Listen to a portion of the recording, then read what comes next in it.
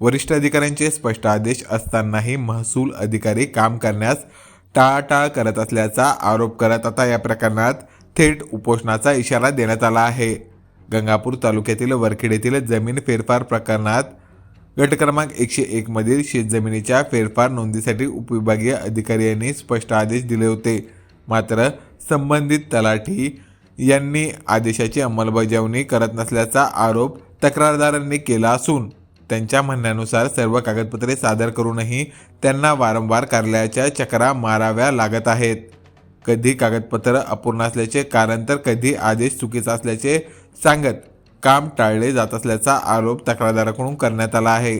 तसेच आपण मागासवर्गीय असल्यामुळे जाणीवपूर्वक हा त्रास दिला जात असल्याचा गंभीर आरोपही त्यांच्याकडून करण्यात आला आहे। याबाबत गंगापूर तहसीलदार यांना लेखी निवेदन देत 20 एप्रिल 2026 पर्यंत जर काम पूर्ण झाले नाही तर उपोषणाचा इशारा तक्रारदारांकडून देण्यात आला आहे।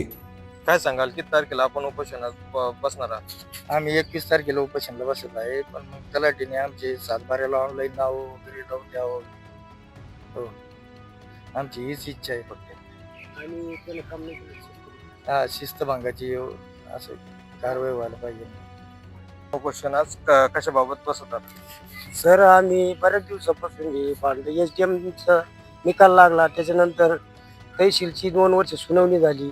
आमच्या 1165 फेरमध्ये नाव आहे, हे सगळे आहे.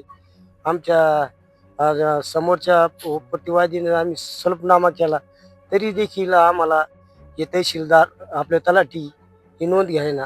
तहसीलदारचं पत्र असताना देखील ही नोंद घ्यायना. म्हणून आम्हाला उडाउडीचे उत्तर देऊ राहिले. त्याकरता आम्ही उपोषणाला बसायची तयारी ठरवलेली आहे. किती दिवसापासून हा फेरफार नोंदवण्यास विलंब होत आहे? 2022चा SDMचा निकाल झाल्यानंतर आम्ही 2 वर्ष गंगापूरची सुनावणी केली. त्याच्यानंतर 2025ला त्याने तहसीलदार साहेबांना लेटर दिलं का तलाट्यानं काम करावं म्हणून, पण ते तलाठी उडवडीचे असा आदेश नाही राहत, तसा आदेश नाही राहत, असा उडवडीचे उत्तर देतो.